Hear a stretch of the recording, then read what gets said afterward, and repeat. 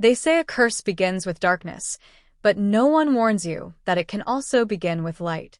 The kind of light that flickers at birth, soft and harmless, until the world decides it should have never existed at all. Mira learned this the moment she opened her eyes. Her village saw her black crescent mark and named her defect. An omen, a warning, a burden to hide, to fear, to trade away when times grew desperate.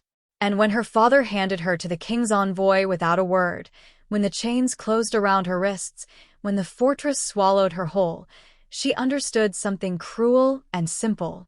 Monsters aren't always the ones in cages. Sometimes they're the ones who raised you.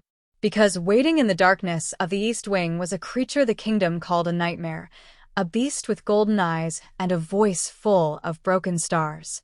Yet he looked at her with something no one else ever had. Recognition. As if fate had carved them from the same wound. And Mira realized the truth. Some curses aren't meant to destroy you. Some are meant to lead you exactly where you belong. Chapter 1. Listen closely, because the night Mira was born, even the moon refused to look at her. The storm did not come gently that night. It ripped through the valley like a wounded beast, tearing branches from their roots, rattling rooftops, howling with a grief that felt almost human. Wolves across the territory threw their heads back and howled in answer, their cries echoing through the mountains like a warning.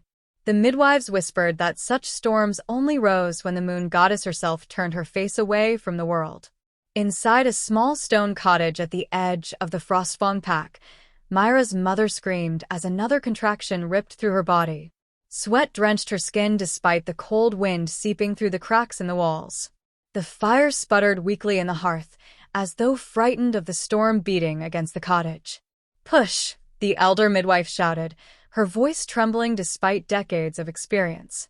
"She's coming." But even as the child crowned, a chill spread across the room. A chill that did not belong to the winter night. The candles dimmed. The wind stilled for one heartbeat. And every wolf within 100 miles felt something ancient shift.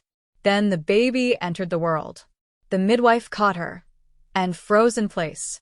For a long, terrible moment, not a single person breathed. The child in the midwife's arms was small, delicate, impossibly quiet. A newborn should cry. A newborn should wail. A newborn should fight for her first breath. This one simply stared. Her eyes opened. Dark, bottomless, knowing. Much too knowing. A shudder ran through the midwife, and she nearly dropped the child. And there, on the baby's left shoulder, gleaming like a bruise carved into her skin, lay a perfect black crescent moon. A mark of defect. A mark of misfortune. A mark, according to old prophecy, of a child that should never exist. Moons save us, the younger midwife whispered, stumbling back so quickly she nearly tripped. She's marked. The storm outside screamed as thunder ripped the sky apart. Mira's mother, weak and pale, lifted her head. "What's wrong with my baby?" The elder midwife hesitated for a long time before turning the newborn so the mother could see. The woman's breath hitched. "No." Her hands shook as she reached for her daughter. "Not my baby, please, not her." The door burst open. Cold air rushed in as Alphatheron, the pack's leader, stepped into the room. His cloak was soaked from the storm, his jaw set with hard authority. "What omen has the storm brought?" he demanded. "Why does every wolf feel dread tonight?" The midwife swallowed. "Alpha, she is marked." She handed Mira to him. The Alpha, a man who had faced battles, rogue wolves, and the loss of his own mate, stumbled a step backward when he saw the black crescent scar. Thunder cracked overhead, shaking the foundation of the pack house. "No wolf should bear this," he muttered. "Not one born under my territory." "She's not a wolf," whispered the younger midwife. "She has no wolf aura. None at all." Mira's mother began to sob. "She's my daughter," she whispered hoarsely. "Please don't take her." But the Alpha stepped forward, placing himself between mother and child. "If the prophecy is true," he whispered, "this child will bring ruin." The younger midwife crossed herself with shaking fingers. The prophecy said, "The cursed child will be the Alpha King's final downfall." At those words, the fire blew out. The entire cottage went dark.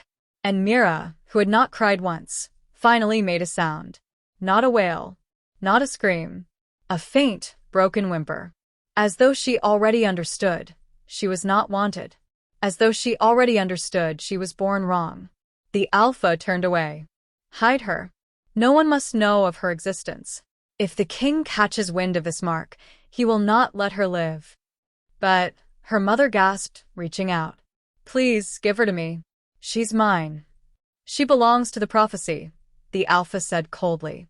Not to you. And with that, he left the cottage, taking with him the only hope Mira had ever had. Her mother collapsed into sobs. The midwives looked away in shame. Outside, the storm roared on, as though the moon herself mourned the child she had rejected. 12 years later, the pack children avoided Mira like shadow avoids flame. She walked with her head down, hands tucked into her sleeves, careful never to touch anyone. She knew the rules. She had learned them young. Don't look wolves in the eye. Don't speak unless spoken to. Don't show the mark. Don't let them see you cry. The pack called her defective. Wolfless. Moon rejected. And Mira believed them. How could she not, when even her parents barely looked at her? When every teacher ignored her? When the pack healer wouldn't even let her sweep the infirmary floor? Her life was a series of shadows and silences. But on the night of her 12th birthday, something changed. The sky cracked open with lightning, just as it had the night she was born. Wolves stirred uncomfortably, sensing an omen. Mira sat on the roof of the woodshed, hugging her knees, the wind tangling her dark hair.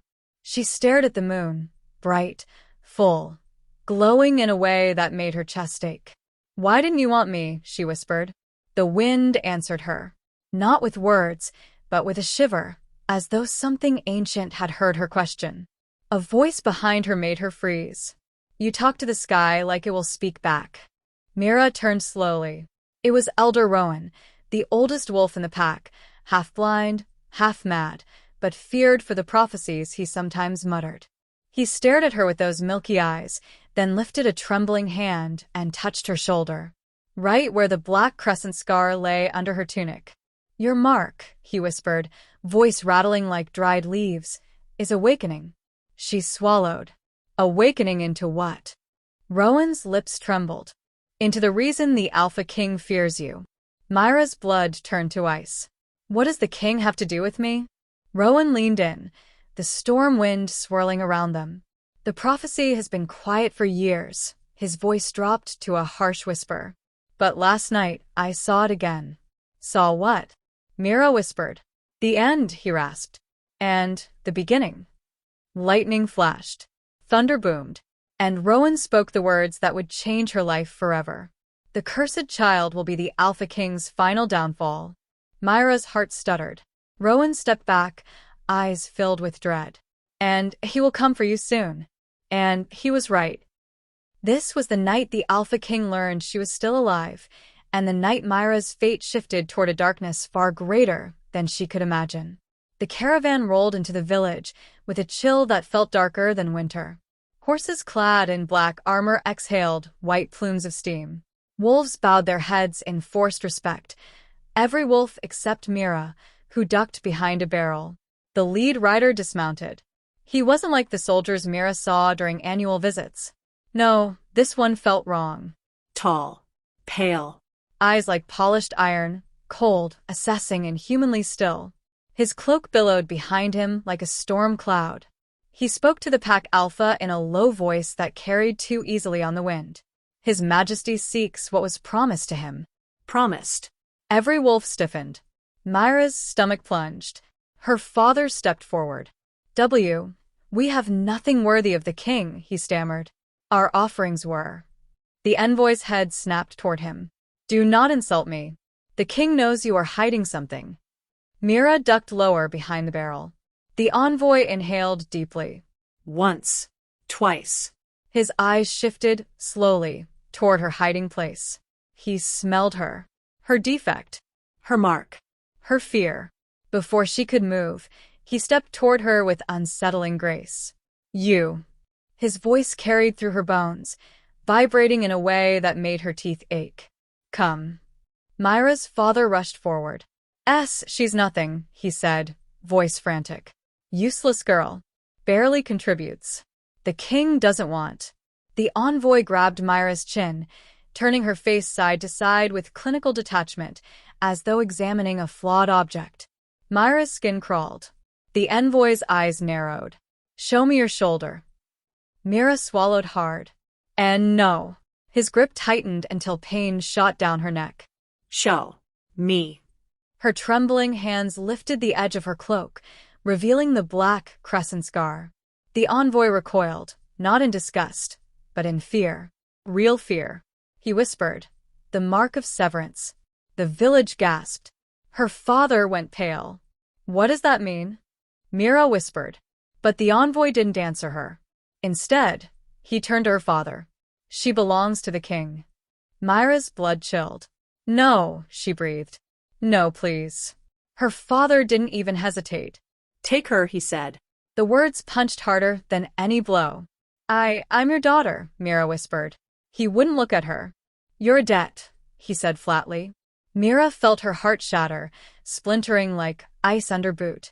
The envoy grabbed her arm, chaining her wrists together with shackles made of cold iron that hissed when they touched her skin. Mira gasped as pain flashed beneath her flesh, deeper than metal had any right to reach. What is this?" she cried. The envoy's voice held no emotion. Chains forged for the curse. The villagers watched as she was dragged toward the caravan. Some pity in their eyes. Some relief. But not one person stepped forward. Not even her mother, who stood in the doorway crying silently into her hands. Mira met her gaze one last time. "Please," she whispered. "Please help me." Her mother closed the door. That hurt worst of all. The caravan rolled through the snow-dusted forest, leaving the only home Mira had ever known behind. Each jolt of the carriage sent a throb of pain through her wrists. The chains felt alive, like they pulsed with her heartbeat. Across from her, the envoy sat perfectly still. He hadn't blinked since they left the village. Mira swallowed. "Why does the king want me?" He didn't answer. "What is the mark of severance?" Silence. She stared at the man, noticing something off, too off. His chest barely rose when he breathed. His skin looked like stone carved into flesh. His heartbeat was wrong, too slow, too heavy. Like he wasn't entirely alive. "Are you," she hesitated, "a wolf?" His lips curved in what might have been a smile, but it looked wrong on him. "No." The wind howled outside the carriage, slipping through cracks and swirling around her. Mira hugged herself, trying to stop her shivering. The envoy watched her. "You are afraid," he said. She glared through her fear. "You ripped me from my home. Why shouldn't I be?" "Because what awaits you," he murmured, leaning forward, "is far worse." Her heart thudded painfully. Worse how? The envoy's gaze sharpened, metallic and cold. "The king has waited 12 years for the bearer of your mark. He will not let you escape, not now that you have surfaced." "Surface," Mira whispered. "What am I? Some kind of monster?" His stare deepened, more emotion in it now than before. "No," he said slowly. "You are the one thing capable of destroying him." The bottom of Mira's stomach dropped. I don't understand." "You will," he murmured, looking out the window as the fortress rose in the distance. "When we arrive."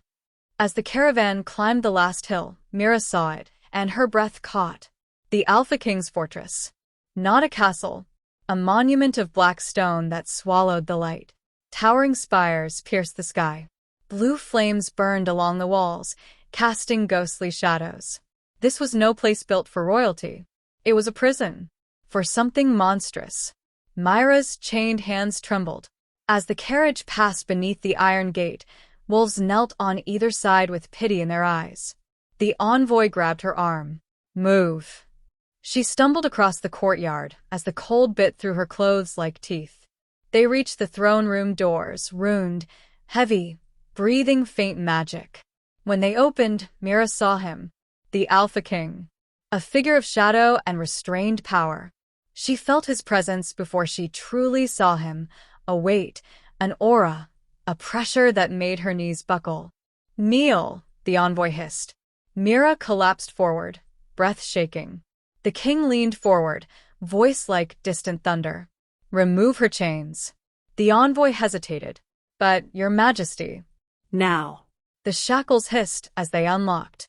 Mira's wrists throbbed. "Show me your shoulder," the king commanded. She hesitated. "Show me." Hands trembling, she tugged fabric aside. The black crescent mark glowed faintly. The king inhaled sharply, not with disgust, but with recognition. Fear flashed in his eyes. "You," he whispered, voice cracking, "should not exist." Then louder. "Lock her in the East Wing, where no slave has returned." The envoy's face drained of color. But he obeyed. Mira was dragged from the throne room and toward a corridor that seemed to swallow light. She felt it. Something alive in the darkness. Breathing. Waiting. And as the door slammed shut behind her, Mira realized. Whatever fate awaited her, it was already awake. Watching her. Knowing her. And waiting for her to take the first step toward the truth. If you're loving Mira and the Alpha King's dark, emotional journey, don't forget to subscribe to my YouTube channel. I post more fantasy audiobooks, cursed love stories, and powerful slow burn sagas just like this one. Your subscription helps me create more chapters and new series for you. Subscribe now and join our fantasy family. More magic is coming. Chapter 3. The door slammed shut behind Mira with a finality that echoed like a death sentence. For a moment, she didn't move, didn't breathe. The silence in the East Wing was not true silence. It was the kind of quiet that feels alive, as though the darkness itself is listening. Her pulse hammered in her ears. The air was different here. Heavy. Dense. Cold enough that every exhale fogged before her face. Mira stepped forward slowly, her fingers brushing the damp stone wall to keep herself grounded. The torches lighting the corridor flickered erratically, as if frightened of the place they were forced to illuminate. She felt watched, not by guards, not by servants, by something deeper, something old. And as she moved deeper down the corridor, she realized the walls were warped, not cracked, warped, as though something with immense strength had pressed against them. From the inside, her steps faltered. "This is where no slave returns." The words the villagers whispered echoed through her mind. Something shifted in the dark ahead. A low scrape. A breath. A rumble like rocks grinding together. Mira froze. She was not alone. A dim torch sputtered, sending a brief flare of light down the hall, just enough to illuminate the massive iron door at the end. Claw marks raked across it in deep, jagged grooves. Her throat went dry. But before she could take a step backward, a voice echoed from behind her. "You shouldn't have disobeyed." Mira spun around. The same envoy from earlier stood there, his face unreadable. "I didn't disobey," Mira whispered. "I didn't choose this. Every choice you make is a threat now." His voice vibrated slightly. Not with anger, with fear. Fear of what? Her? Or what was beyond the door? He stepped aside and gestured to the iron barrier. "Go inside." Mira's breath hitched. I thought the king wanted me imprisoned, not fed to a monster." The envoy's gaze flickered to the door. "He wants both." Before she could protest, he shoved the door open a crack and pushed her inside. The moment she crossed the threshold, the door slammed shut behind her with a force that rattled her teeth. Mira stumbled, catching herself on the cold stone floor. Darkness swallowed her. Not the kind of darkness that comes with night, but the kind that feels thick, that wraps around limbs, that whispers against skin, that smells like damp earth and something else, something wild. She forced herself to breathe, slow and silent. Her eyes adjusted slowly. A massive chamber came into view, cavernous and impossibly tall, lit only by a faint glow from runes etched into the walls. Thick shadows pooled in the far corners, too dense to be natural. A massive figure crouched in one of them, not sleeping, watching, waiting. The hair on Mira's arms rose. A low, guttural growl rolled across the chamber. Not a warning, not a threat, a response to her presence. Who's there? Mira whispered, even though she wasn't sure she wanted the answer. The shadow shifted. Bones cracked. Joints popped. Flesh rippled in unnatural motion. Two golden eyes ignited in the dark. Her breath froze in her chest. Not wolf eyes. Something older. Something cursed. The creature stepped forward, slowly, each step reverberating through the stones. Mira scrambled backward, heart slamming against her ribs. The creature stopped just at the edge of the dull torchlight. Massive. Twisted. A shape that defied logic. Too many shadows clinging to it, not enough light revealing. She saw flashes, a monstrous silhouette, a hunched back, claws long enough to carve stone, a jaw lined with jagged teeth. I don't want trouble, she whispered, voice cracking. The beast inhaled sharply. The sound was not a breath. It was a shudder. You're afraid. The voice was deep, broken, layered with pain. It shook the air. Mira stiffened. You can speak, she breathed. The creature moved again, stopping just inches from her, close enough that its warmth brushed her skin through the cold. I can do many things, the beast said, voice like gravel dragged across glass. But words are difficult. She swallowed hard. Why am I here? Silence. A silence that felt like a weight pressing on her chest. Then, you shouldn't be. Her heartbeat faltered. She stared at those burning golden eyes, eyes that watched her with intensity, not hunger. Recognition. As though they had seen her before. But you know me, Mira whispered. The creature's breath hitched. I know your name. Mira's blood ran cold. I never told you. She should have run. She should have screamed.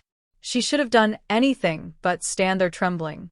But fear wasn't the strongest emotion rising inside her.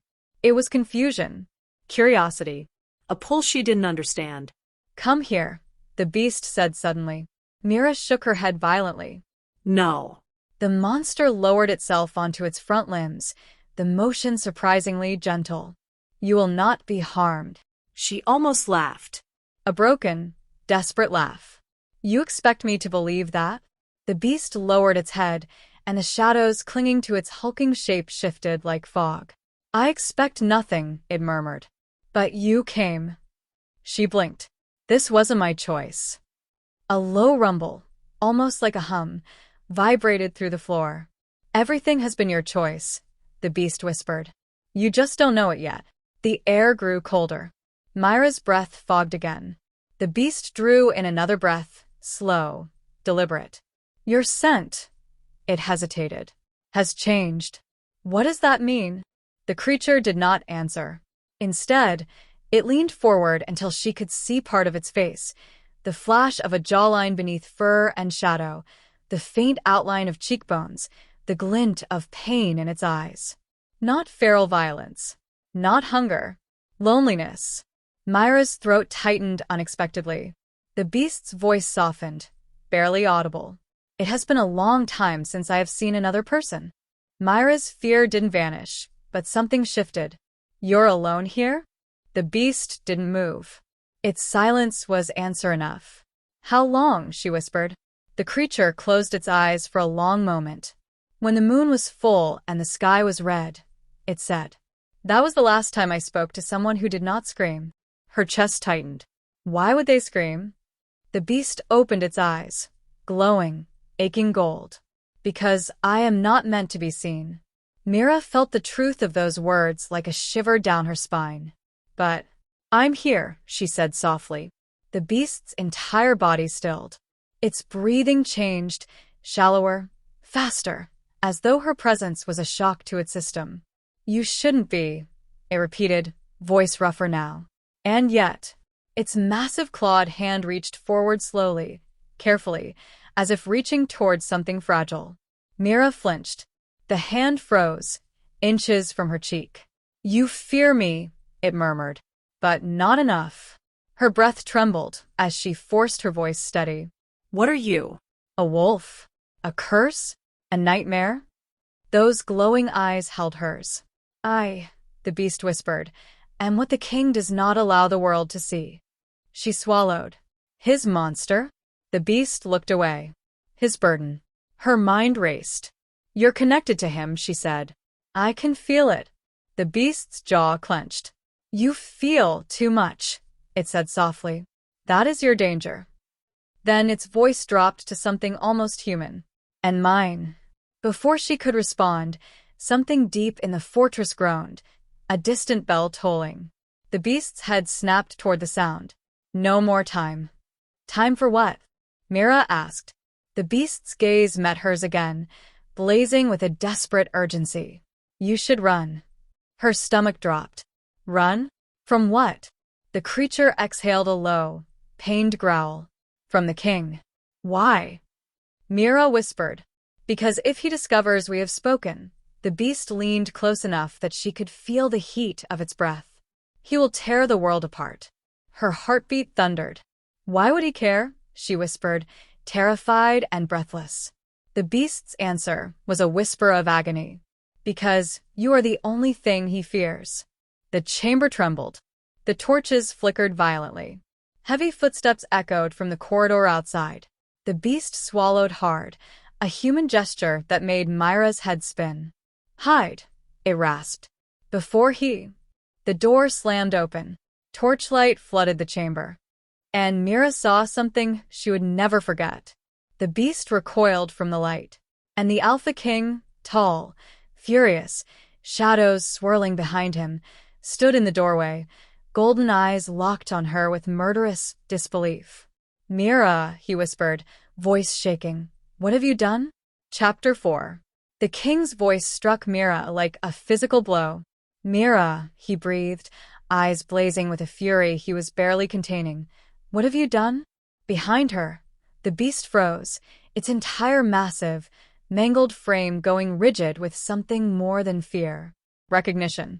The kind that comes before violence. The king stepped closer, his boots echoing sharply against the stone floor, each step precise and predatory. The torches lining the walls flared brighter, as though reacting to his presence.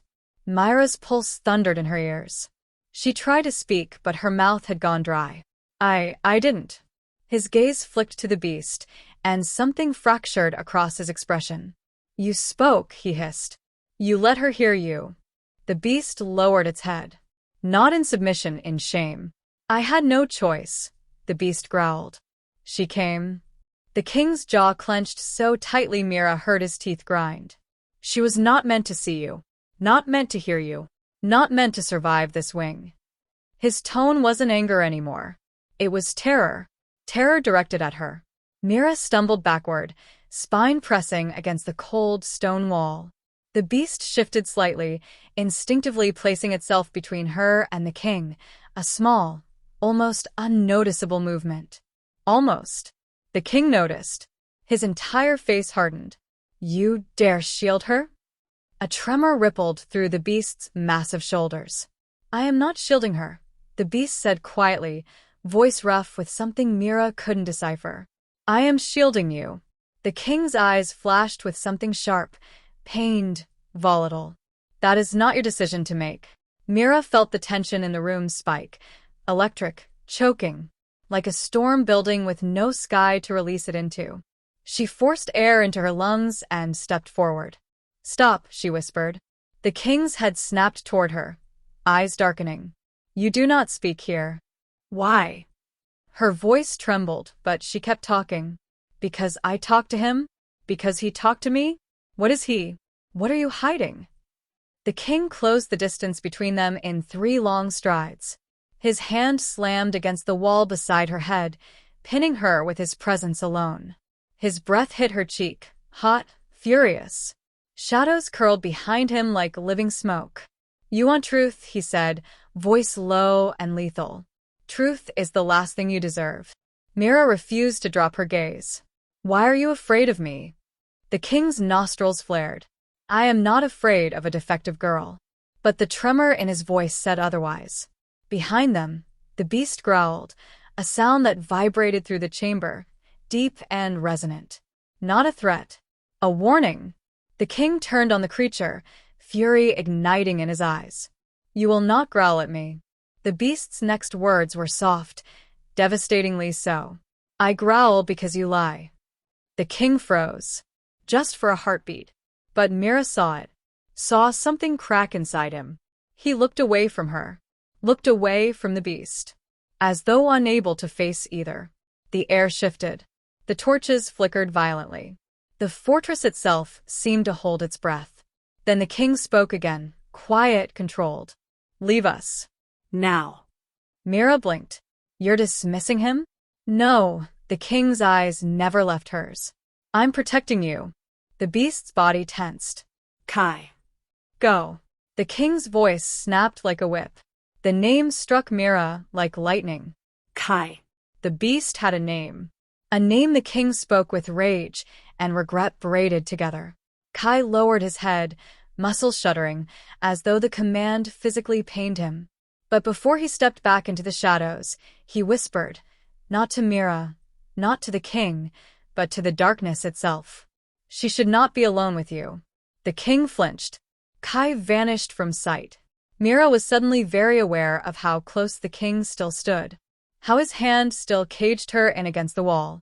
How the shadows around him pulsed, almost reacting to her presence. She swallowed. Why did he call you afraid? The king's jaw tightened. Do not concern yourself with the words of a cursed monster. Is that what he is? Mira whispered. A monster? The king leaned in, so close she felt the brush of his breath along her throat. He is what happens, he murmured, voice dark, when fate punishes a man beyond reason. The temperature in the room seemed to drop 10 degrees. Mira forced herself not to shiver. And you, she asked. What are you? The king slowly withdrew his hand, stepping away from her as though every inch of distance cost him something. I, he said quietly, am what fate is trying to save from ruin. The words were fragile. Raw. And they left Mira more unsettled than his anger. He turned sharply, cloak flaring behind him. You will not return to this chamber. Mira's breath caught. Why? Because of him. Because of you. His voice was nearly a whisper. Because your presence unravels everything. Her breath trembled. I don't understand. The king paused at the doorway, back to her, shoulders rigid. You weren't supposed to exist, he said softly. But now that you do, every prophecy begins with your breath and ends with my death. The torches flickered violently. A gust of cold wind blew through the chamber, and Mira realized the truth. He wasn't trying to scare her. He was warning her. The door closed behind him with a heavy thud, plunging the chamber back into darkness. Mira's heart pounded. She could still feel Kai's gaze in the shadows. Still feel the king's breath on her skin. Still feel the way both of them reacted to her. As though she were the key to something dangerous, ancient, and unstoppable. She turned slowly, staring into the corner where the beast had vanished. Kai, she whispered. Only silence answered. But even in the silence, she felt it. The echo of a truth she wasn't ready to face. She was not the prisoner here. She was the spark. And the king was right. Her existence had already begun to rewrite fate. Chapter 5. The first night in the East Wing left Mira sleepless. Not because of fear, though fear clung to her like a second skin, but because of something far more dangerous. Curiosity. Every time she closed her eyes, she heard Kai's voice. Low. Ragged. A voice that should have belonged to a nightmare, but instead carried something painfully human. You know your name. You shouldn't be here. Your presence unravels everything.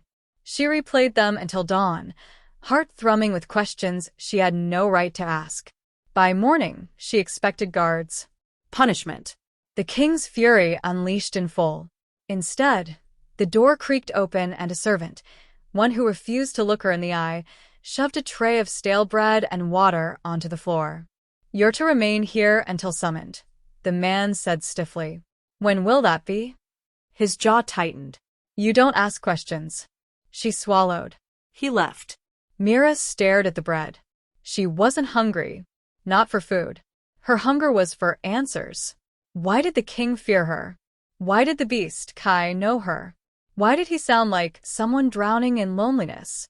By dusk, she still hadn't eaten. Not because she refused to, but because something inside her felt coiled too tight, wound by something she didn't understand. As the last light bled through the barred window, a deep, familiar rumble drifted from the shadows. Mira. Her entire body stilled. Kai. Her heart leapt into her throat. He emerged from the darkness like mist taking shape, one massive limb at a time, his form contorting in ways that made her breath hitch. But tonight he moved differently. Less monstrous. More controlled. His golden eyes flicked over her, lingering on her untouched meal. "You haven't eaten," he growled softly. She forced a breath. "I wasn't hungry."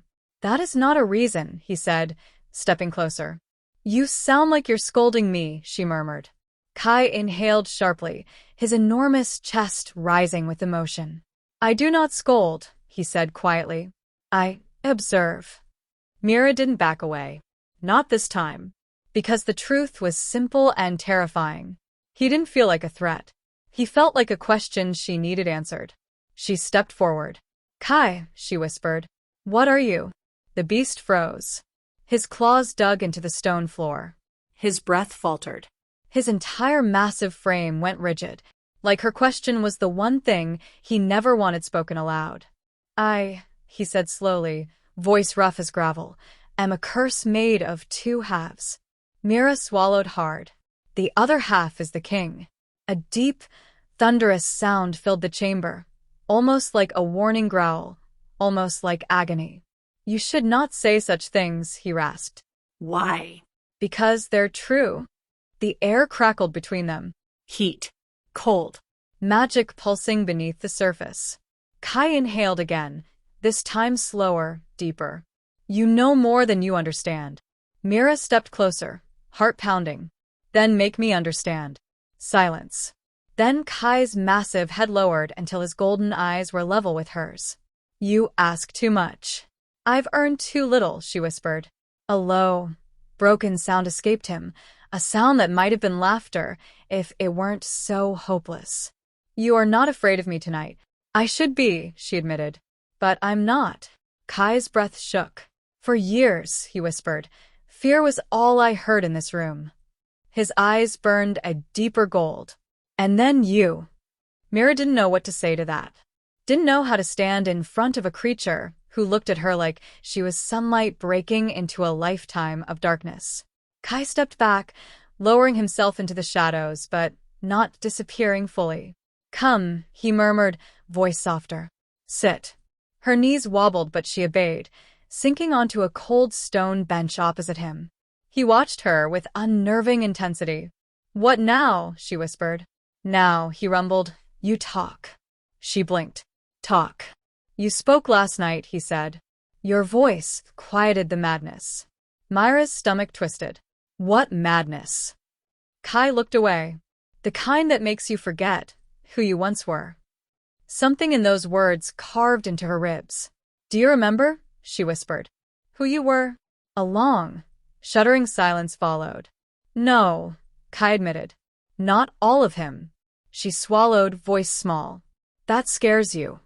Kai's head turned back toward her sharply, golden eyes blazing. "What scares me," he murmured, "is how you know that." She hugged her knees to her chest. "I just feel it." "That is your danger," Kai said quietly. "My danger?" "You feel too deeply," he whispered.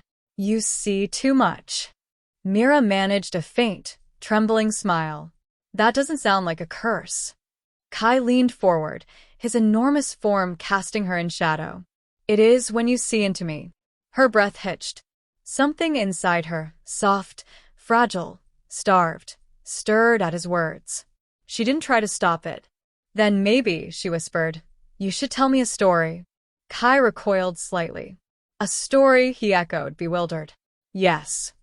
She forced a shaky smile. "Since I'm apparently here to entertain you." "No," Kai's voice deepened, scraping with something wounded. "You are not here to entertain." She blinked. "No."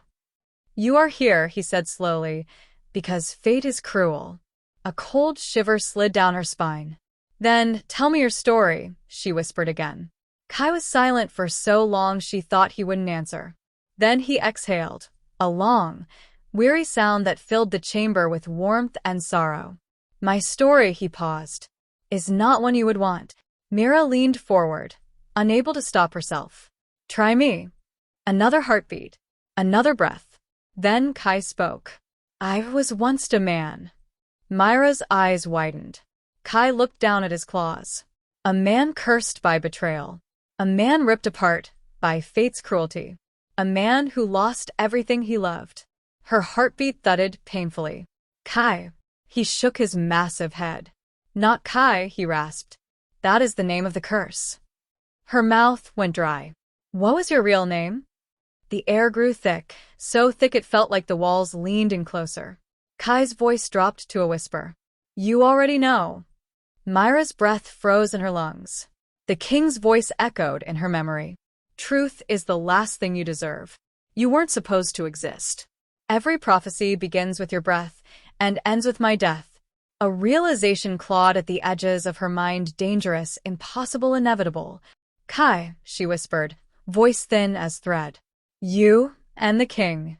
The beast's roar shattered the chamber. Not loud. Not violent. Heartbroken. Do not say it, he choked out. Mira covered her mouth, trembling. Kai stared at her with eyes that looked painfully, utterly human. I asked you for one thing, he whispered. One thing. Mira's vision blurred with tears she didn't understand. I'm sorry, she whispered. I didn't mean to. That is why you are dangerous, Kai said, voice shaking. Because you see the truth even when told to close your eyes. He turned away, burying himself deeper into the darkness. His voice came again, fragile and trembling. Do not ask me again who I was. Kai. Please. The word broke her. It was the same voice the king used once, the night she saw fear in him. The same voice that begged fate not to take something from him. And suddenly Mira understood. This curse wasn't punishment. It was prison. And both halves of the man trapped inside it were dying. Slowly. Quietly. With no one to hear them except her. Mira wiped her eyes. If I can't ask who you were, she whispered, can I ask something else? Kai didn't look at her. But he didn't refuse. She took a breath. Why did you ask me last night? If I were ever a man, would you stay? The chamber went silent. Too silent. Then Kai's voice broke the stillness, barely audible. Because if you say yes, his breath trembled. The curse changes. A violent shiver ran through Mira's spine. How? Kai finally turned toward her again. His golden eyes glowed with something she couldn't name. Hope. Terror. Longing. If you say yes, he whispered, I begin to remember the man I once was. Her heart slammed against her ribs. And if I say no... Kai's voice cracked. Then the part of him that still survives. He hesitated. Dies. The room spun around Mira. Kai lowered himself fully to the ground, massive frame trembling, eyes locked on hers with desperate, quiet vulnerability. Mira, he murmured, do not answer tonight. She swallowed a sob. Why not? Because tonight, he whispered, you feel pity. A pause. And I want your truth. Her breath faltered. Kai. He closed his eyes. Tell me a story, Mira, he said softly, before the madness returns. So she did. Her voice trembled at first, then steadied. She told him a tale of a girl born without a wolf. A girl forgotten. A girl who was told she was nothing. And Kai listened, not like a monster craving distraction, but like a man starving for something he hadn't tasted in years. Connection. Her voice softened as she spoke, the words weaving through the chamber like magic. Kai lowered his head to the floor, listening with a stillness that didn't belong to beasts. By the time she reached the end of the story, the candles had burned low. The rune glow dimmed, and Kai's breathing had softened into something close to sleep. Mira stood, stepping closer. Kai, she whispered. His eyes remained closed. For the first time, he looked peaceful. Human.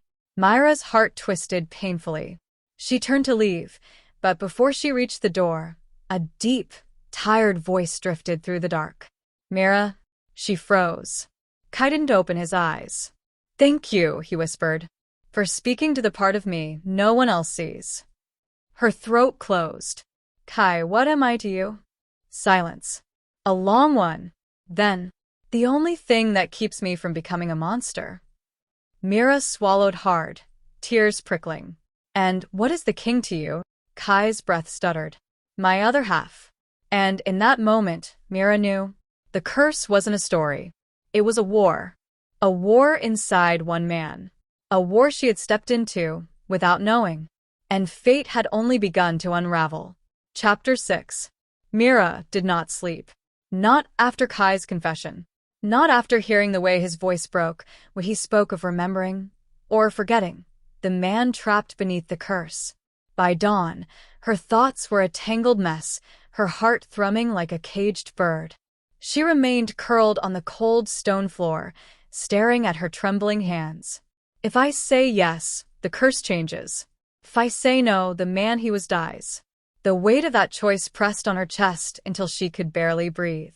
When the guards arrived at midday, she wasn't ready. The door banged open, and harsh sunlight poured into the chamber like a blade. 3 armored wolves entered, eyes hard, their sense sharp with dominance. The king demands your presence. Now. Mira flinched. He wants to see me? No questions, the lead guard snapped. Cold metal gripped her arms as they dragged her up the corridor toward the upper floors. Every step sent echoes bouncing against stone walls. Door after door flew past until they reached one she'd never seen before. A tall, carved door of black oak. A door radiating power and danger and secrecy. The king's private study. The guards shoved her forward. Mira stumbled, catching herself on the doorframe just as a deep voice said, "Enter." Her blood ran cold. She stepped inside. The study was vast, lined with bookshelves that stretched to the high ceiling. Sunlight streamed through tall windows, catching dust in golden rays. A massive desk sat near the back, covered in maps, scrolls, and quills. And behind it stood the alphaking. He didn't look at her at first. He looked at the parchment in his hand, jaw clenched, golden eyes unreadable. Only when the guards closed the door did he speak. You disobeyed. Mira swallowed. I didn't know I was. Silence. The king raised his head slowly, eyes burning into her. You entered the east wing. They dragged me, Mira whispered. Your envoy. You stayed. He cut in, voice sharp as broken crystal. He stepped out from behind the desk, each movement graceful and lethal. His presence filled the room, pressing against her like a physical force. You spoke to him, he said, voice trembling with fury. You touched fate that was not yours to touch. Mira forced herself to meet his gaze. He's alone. He suffers. Why are you keeping him there? Why are you treating him as if he's a monster? The king snapped. Because that is what he is. Mira took a step backward. But the king followed, relentless. You know nothing about this curse. Nothing about what he becomes. Nothing about what I become. She stopped breathing. She didn't need him to say it. The realization slammed into her chest like a blow.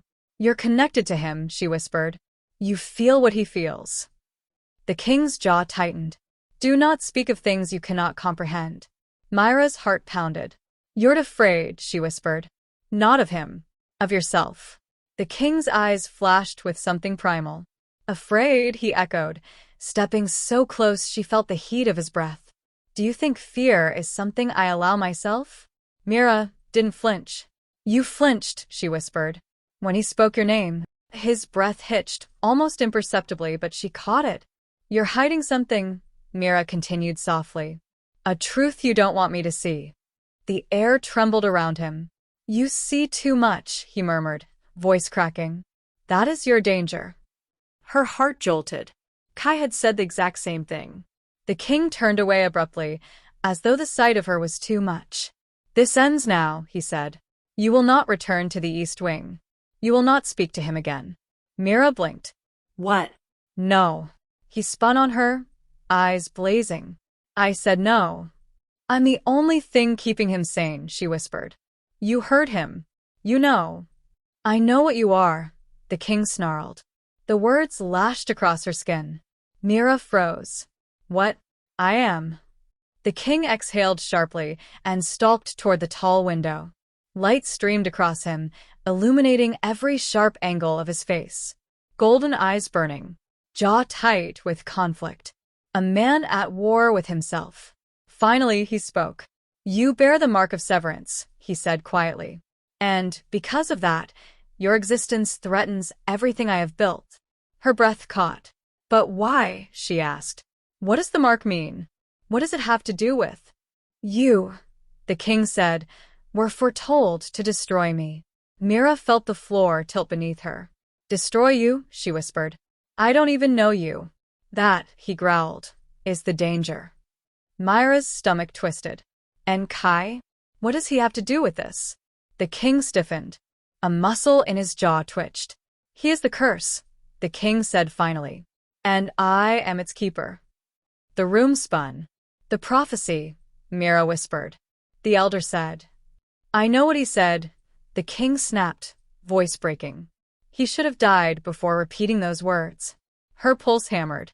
So you do believe it? The king turned toward her slowly. This kingdom believes what I tell it to believe. His voice softened in a terrifying way. But you, Mira, you are a prophecy I cannot control. Her knees wobbled. And that is why, he said, approaching her again, I am giving you mercy. Her throat tightened. Mercy. That word felt wrong on his tongue. You will leave this fortress, the king said. You will forget what you saw. You will forget him. No, Mira whispered. The king stopped inches from her. You do not refuse me. I just did. His eyes sharpened with dangerous disbelief. You don't understand, he said, voice low with warning. Your presence accelerates the curse. Every hour you stay, he changes. I change. Mira's pulse raced. You're trying to protect me. The king froze. No, he whispered. I am trying to protect myself. Silence. Heavy. Suffocating. Mira stepped closer, barely breathing. What are you so afraid I'll see? She whispered. The man behind the monster? His breath caught. And for a split second, too fast for most eyes, but not hers, pain flickered across his face. Then something snapped.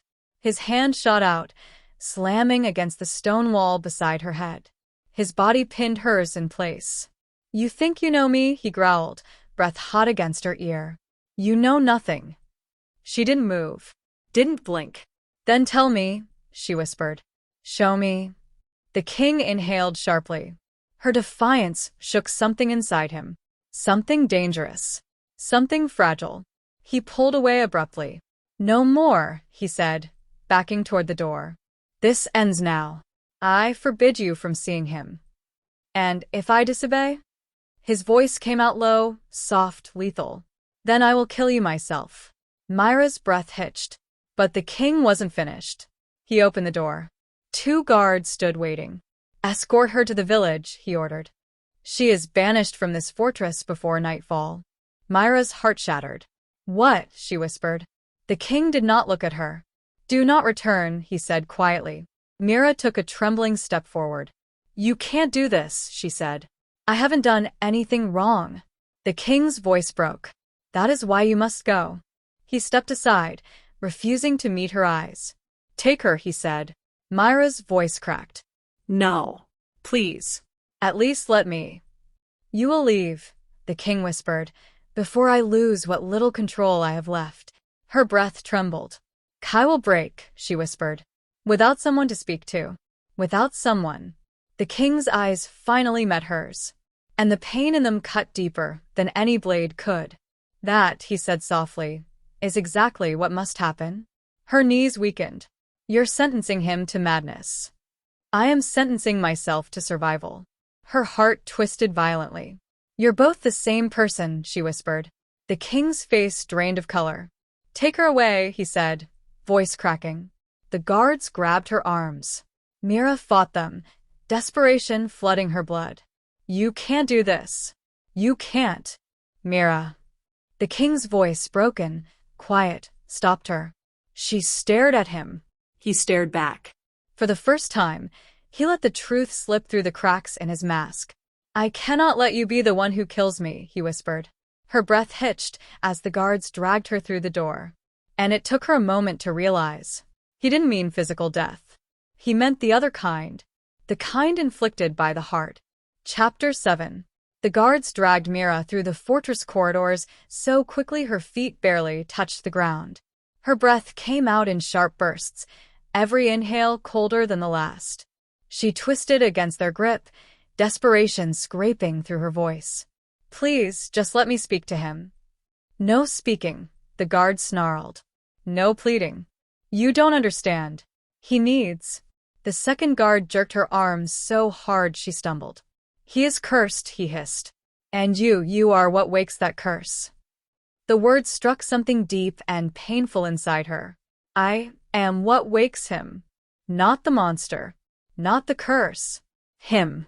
Mira's heartbeat quickened. The guards marched her past the main halls, past the great doors, past the courtyard, straight toward the fortress gates where a horse waited, saddled and ready. Banished. Thrown out like she was nothing, just as she had always been. But this time, the pain was different. This time, she had something she was being ripped from.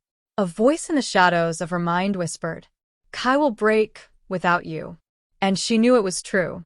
When they reached the gate, the guard shoved her toward the horse. "Get on." Mira planted her feet. "No." The guard's jaw tightened. "Get on." "No." "I will not tell you again." "Then kill me," Mira snapped. The guard froze. The courtyard stilled. Even the wind paused for a heartbeat, as if listening. Mira stood tall, trembling but unyielding. "I'm not leaving him," she said. "I won't." The guard's expression twisted into pity. "Girl, you don't understand." "No," Mira said quietly. "I understand perfectly." She took a step forward, voice steady. "He's alone. He's broken. And the only thing keeping him from drowning in madness is having someone to speak to." The guard swallowed. "There is nothing you can do." Mira's eyes stung, but she didn't look away. "I can try." The guard sighed, long, pained, defeated. "There are things in this fortress you cannot fight. Things older than the king. Older than curses." Mira's throat tightened. "But he's not a thing," she whispered. "He's a man." Silence. Cold and heavy. Then a deeper voice rolled across the courtyard. "Enough." Mira flinched. The alphaking stood in the gateway arch, silhouetted against the storm-gray sky. His cloak billowed behind him, golden eyes burning brighter than the torchlight. He stepped forward, each footfall slow, controlled, dangerous. The guards immediately straightened. "Your Majesty." He cut them off with a single raised hand. His gaze locked with Mira's. And she felt it. The fury he was forcing down. The fear beneath that fury. The pain he refused to name. "Mira," he said, voice low, rough. "You will leave now." "No," she whispered. The king inhaled sharply. "No," he repeated softly, dangerously. "You defy me again?" She stepped toward him. "You're making a mistake." His jaw clenched so hard she heard his teeth grind. "A mistake," he echoed.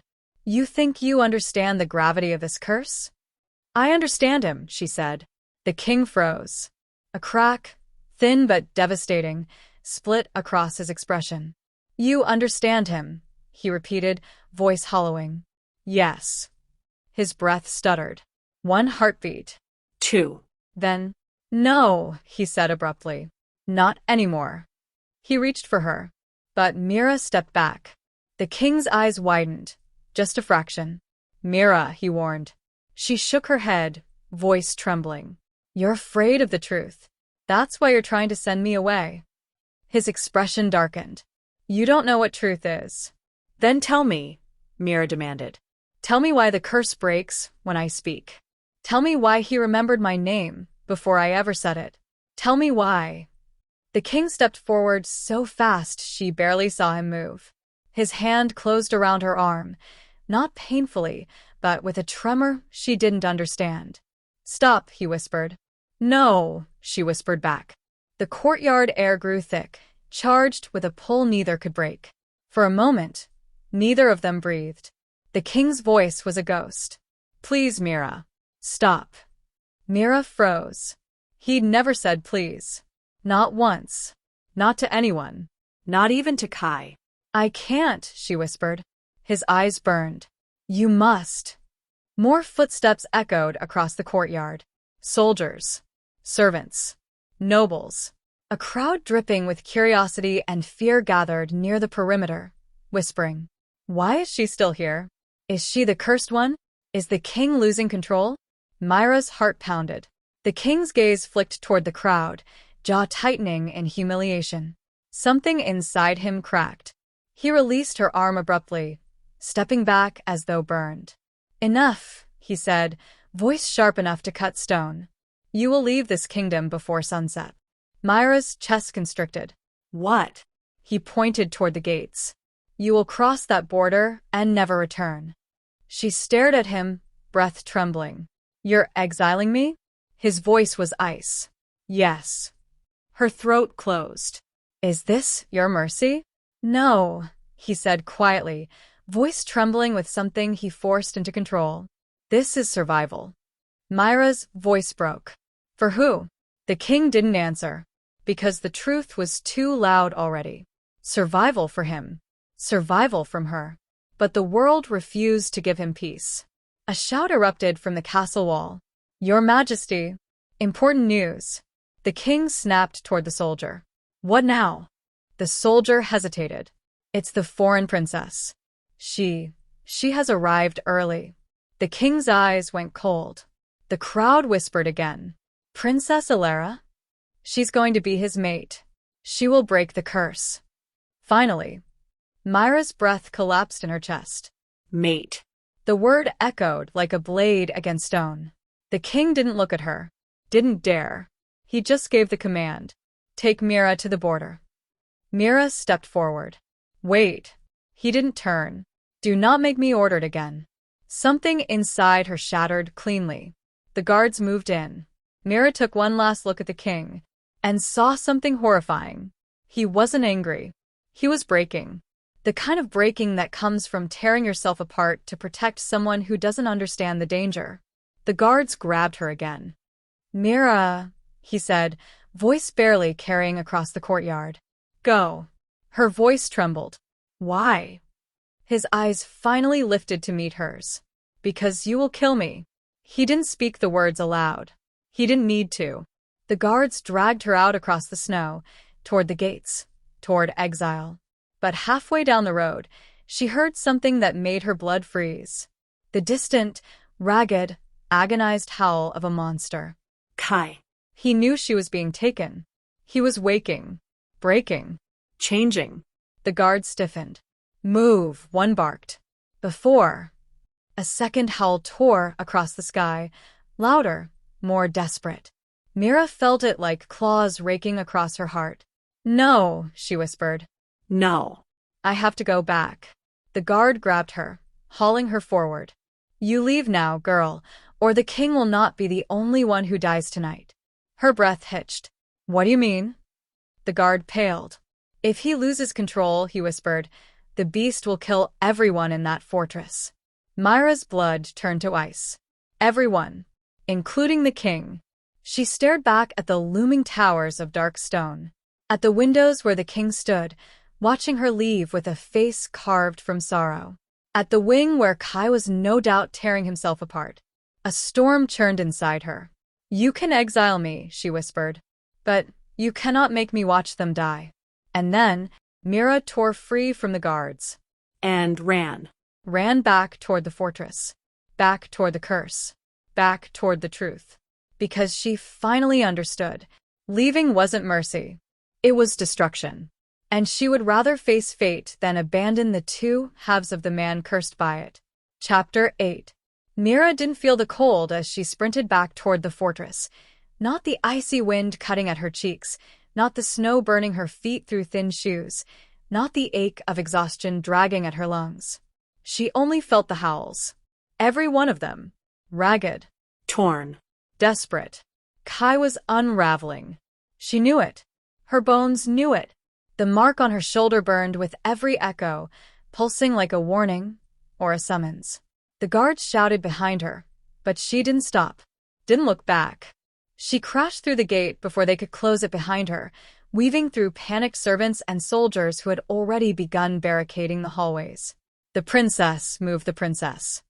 Secure the chamber, now. Where is the king? The fortress was chaos.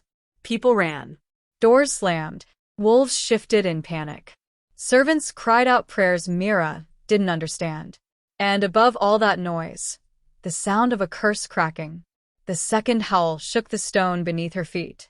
Mira grabbed a guard by the arm. Where is he? The guard jerked away, eyes wide. You shouldn't be here. Where is he?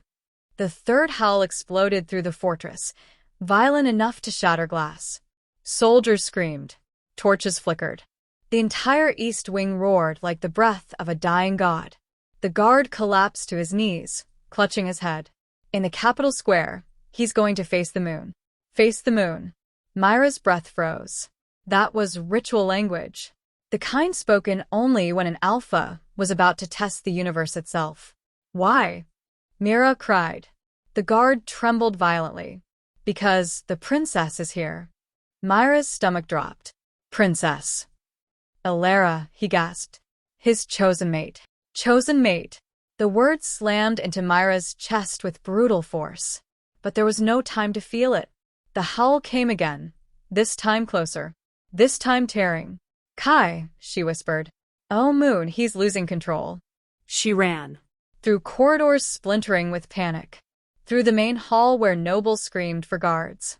Through the outer archway toward the capital square. The closer she got, the more she felt it, like two gravitational pulls ripping her apart at once. The king.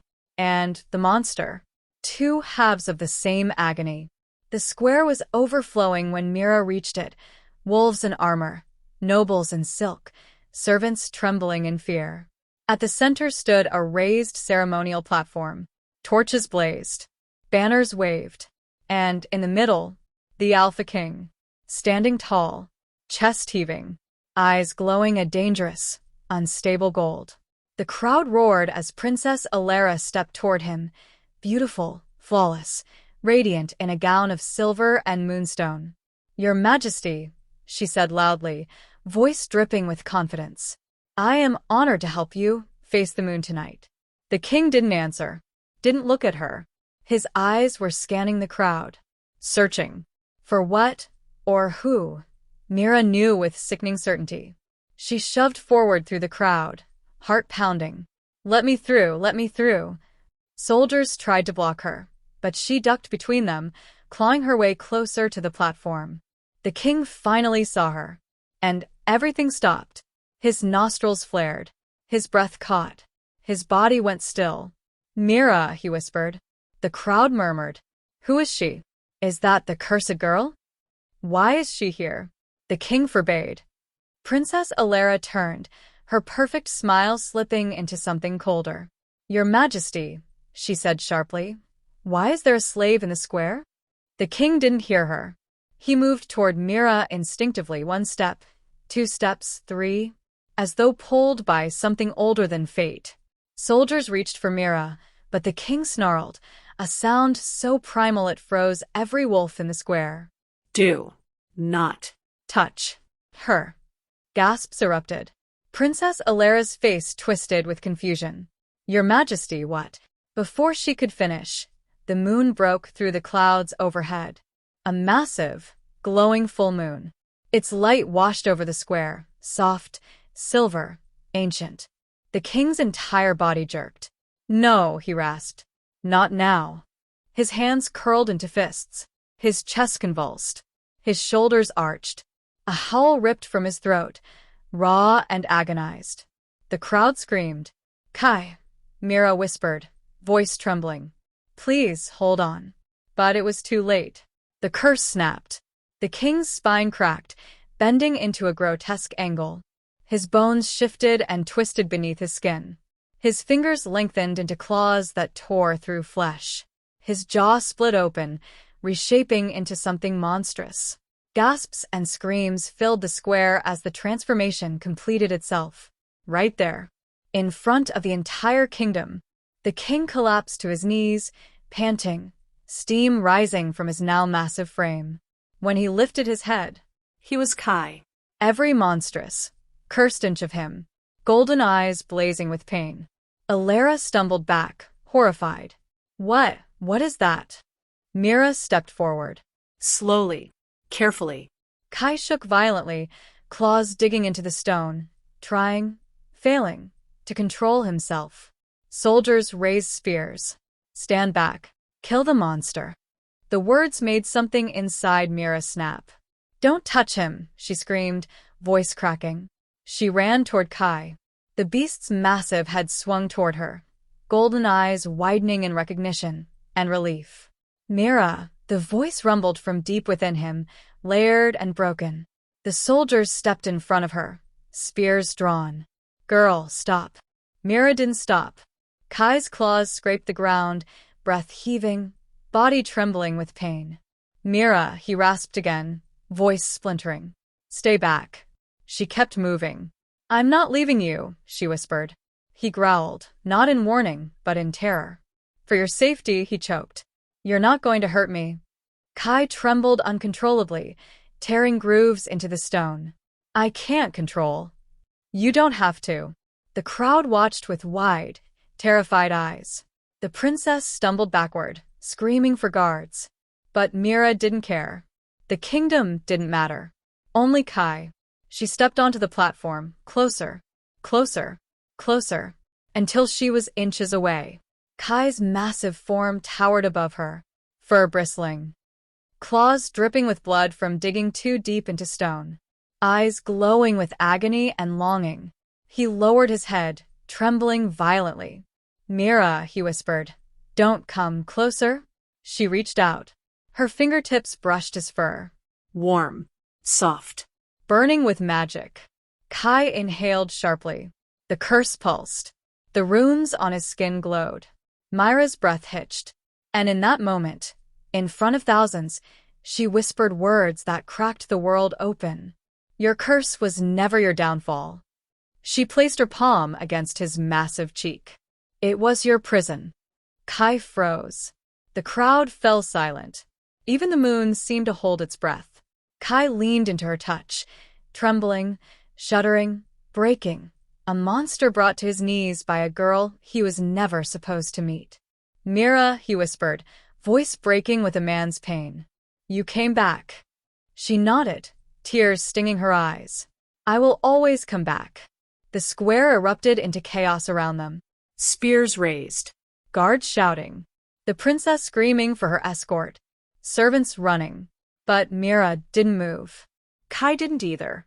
Because in that single moment, under the full moon's watch, surrounded by a kingdom in fear, the truth finally stepped into the light. The king and the beast were one. And Mira was the key that could unmake or save them both. The curse had been unmasked. And nothing, not the kingdom, not the prophecy, not even fate, would be able to hide it again. Chapter 9. The Final Curse. The world did not breathe. Not the soldiers gripping their weapons.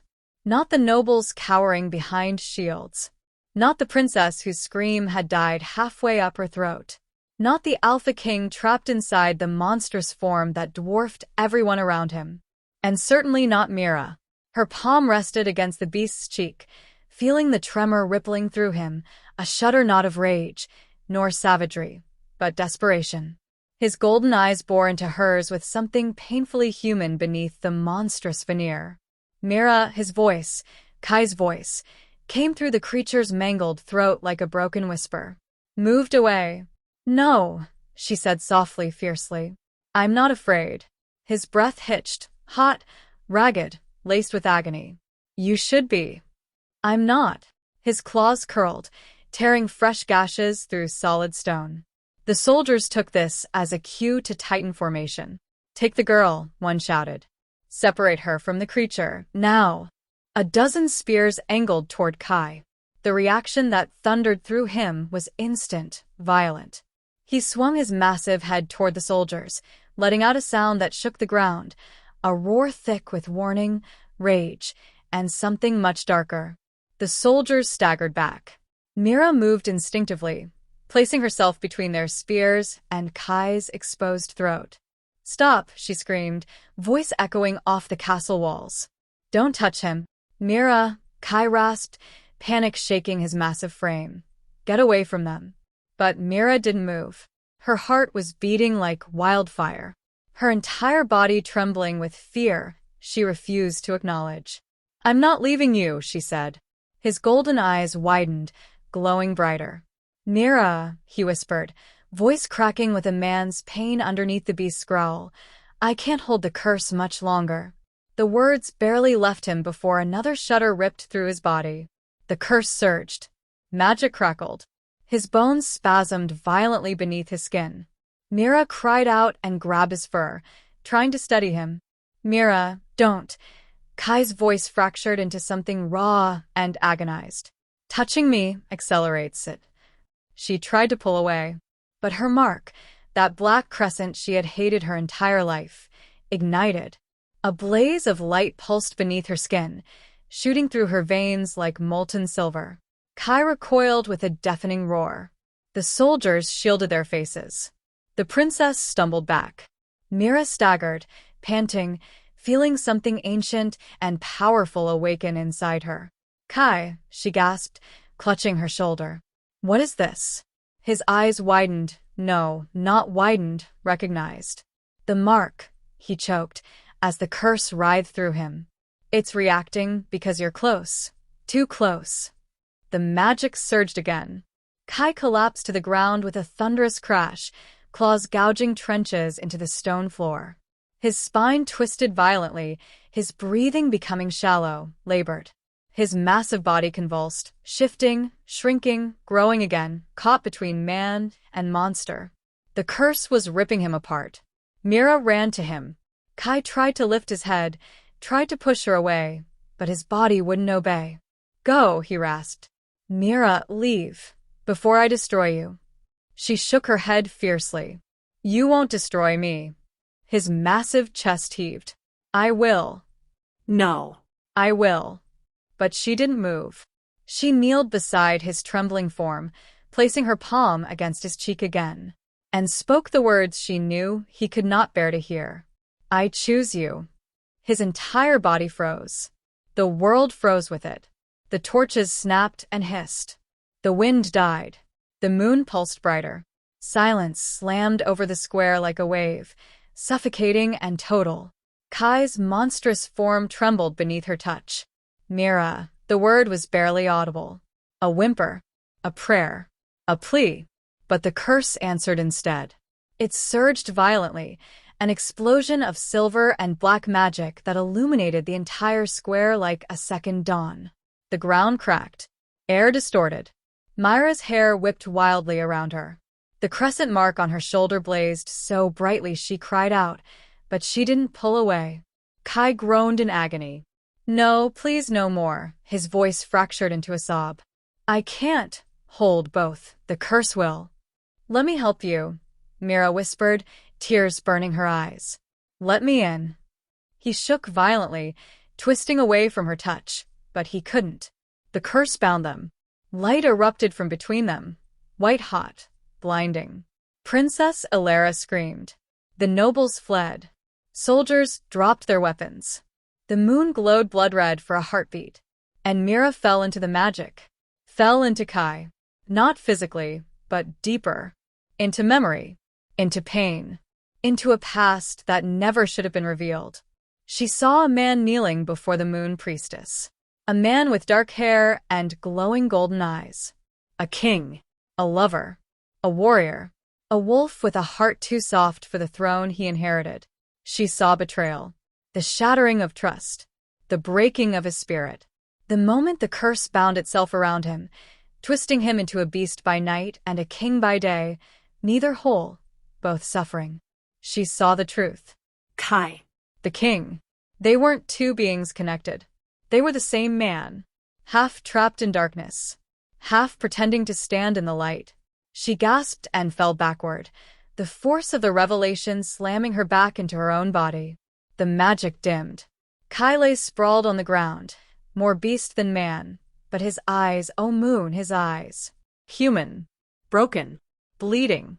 The truth burned inside Mira's chest. Kai, she whispered, voice trembling. Your curse, it isn't two halves. His chest rose and fell in ragged, unsteady breaths. It's you, she said. All of you. One man. Splintered. His eyes closed, pained tears slipping from their corners. Mira, his voice shredded like torn fabric. I am dying. Her breath caught. No, you're not. The prophecy. Kai rasped, clawed fingers twitching toward her hand. It said, the defect born under a dead moon will choose my fate. Mira's vision blurred with tears. I choose you, she whispered fiercely. Not the monster. Not the king. Not the curse. I choose you. Kai's breath trembled. The mark on Mira's shoulder flared again. Pure gold this time, not black. Magic crackled around their joined hands. Kai's form arched off the ground, racked with pain, racked with transformation, racked with something that felt like birth and death in the same breath. Mira, he whispered, voice fading. Don't let go. I won't, she sobbed. Never. She pressed her forehead to his. The world ignited. Light poured out in a halo, gold, silver, black, white. Magic older than kingdoms. Stronger than curses. Answering a choice made freely, fully, fiercely. Kai's monstrous form dissolved beneath her hands, shifting, changing, reshaping, until the body beneath hers was human. Broken. Bloodied. Barely breathing. But human. The alphaking lay curled on the stone platform, trembling with exhaustion, eyes closed, sweat dripping down his temples. Mira hovered over him, brushing his jaw with trembling fingers. His breath came shallow and warm. Mira, he whispered weakly, eyelids fluttering open. Golden eyes, pure, untainted, human golden eyes, stared back at her. You saved me. Her heart broke. No, she whispered. You saved yourself. I only chose the man beneath the curse. He exhaled a breath that sounded like surrender, like freedom, like relief. Mira, he whispered again, reaching up weakly to touch her cheek. You chose the monster. His lips brushed her ear as he breathed the final truth. And saved the man. Chapter 10. The square was silent. Not the tense, fearful silence that had ruled moments ago, but the stunned, breathless silence of a kingdom seeing the impossible. The Alpha King, the man they thought cursed beyond salvation, lay trembling and human in Mira's arms. Alive. Changed. Saved. The torches crackled softly. Snow began to fall, each flake glowing faintly in the moonlight. It drifted down onto his bare shoulders, onto Mira's hair, onto the blood-streaked stones. For the first time since she arrived at this fortress, Mira felt something new rising inside her. Hope. The king blinked up at her, golden eyes dazed, searching her face as though trying to anchor himself to reality. Mira. Her name came out like a sigh, like a man tasting freedom for the first time. Are you real? She laughed through her tears. Yes, she whispered. I'm real. His hand, once claws, trembled as he lifted it and cupped her cheek. She leaned into his touch, breathing in the warmth of his skin. His thumb brushed away a tear he hadn't realized she'd cried. How? He murmured. How did you break it? You broke it, Mira said softly. You just needed someone who saw you. The king swallowed hard, emotion flickering across his face. Pain, gratitude, awe. The crowd shifted. Gasps rippled through nobles and soldiers alike. Princess Ilera stumbled backward, eyes wide. He's human again, she whispered. How? No one answered, because even they didn't know how to explain it. Mira helped the king sit up, supporting his weight. His muscles trembled with exhaustion, scars etched across his chest, magic still flickering faintly under his skin. Careful, she whispered. You're weak. He huffed a soft, shaky laugh. I haven't been weak in years. You weren't weak, she corrected. You were suffering. His eyes softened. And you saw it. Before she could answer, a soldier approached cautiously. Your Majesty, the curse, is it truly gone? The king looked at Mira first, as if asking permission to speak. She nodded. He turned to his people. It is gone, he said, voice steady despite its roughness. The beast, the darkness, the split curse, it ended tonight. Shock rippled through the crowd. But the king wasn't finished. It ended because someone chose me, he continued, when I could not choose myself. Mira's breath caught. Mira, he said, and everyone looked at her. The girl you all called defective. Wolfless. A curse. The nobles murmured. The guards exchanged looks. Princess Alera's lips parted, stunned. She is none of those things, the king said firmly. She is the reason I stand before you alive. Then, without hesitation, he rose to his feet, though his legs shook violently. Mira grasped his arm to steady him. He didn't pull away. He drew her closer. She is my mate. The crowd exploded. No, cried the princess. What? Shouted nobles. The prophecies. The omen. But the king lifted a hand, and the square fell silent again. Mira is not my mate by prophecy, he said. She is my mate by destiny. Her heart stopped. Destiny. He turned to face her fully, eyes burning with a softness that undid her. Mira, he said quietly, I once swore I would never let you close enough to kill me. Her breath trembled. But now, he continued, brushing a strand of hair behind her ear, I give you my life willingly. The world blurred around her. You don't have to, she whispered. I know. He cupped her face with both hands now. I choose to. And then, under the falling snow, under the full moon, under the watchful eyes of a kingdom, he kissed her. Soft at first. Careful. Almost reverent. Then deeper. Desperate. Filled with every emotion he had locked away for years. Mira melted into him, hands sliding into his hair, feeling the warmth of him anchor her soul. When they pulled apart, snow melted on their lips. A single tear slid down the king's cheek. A tear of relief. A tear of rebirth. Mira, he whispered, you are not a curse. She rested her forehead against his. You're not a monster. He exhaled, shaky and raw. We are one soul, shattered and found again. Mira smiled. Found again, she echoed. Soldiers kneeled. Wolves bowed their heads. Even the nobles fell silent in awe. The king turned to his people, hand still wrapped around Mira's. This kingdom will change, he declared. With her. With us. The wind picked up, carrying his words across the courtyard. For the first time, he said, voice ringing through the night, I am not afraid. Mira felt the truth of it deep in her chest. The curse was broken. The kingdom reborn. Two halves made whole. And Mira, rejected at birth, forgotten, unloved, had become the heart of a prophecy rewritten. A home found. A bond forged. A fate embraced. As the moon glowed brighter above them, Mira whispered the final words of their story into the quiet between them. We survived the curse. He leaned down, brushing her lips softly with his. No, he murmured. We conquered it. And the kingdom erupted into applause, the beginning of their new reign, their new dawn, their new world. Together.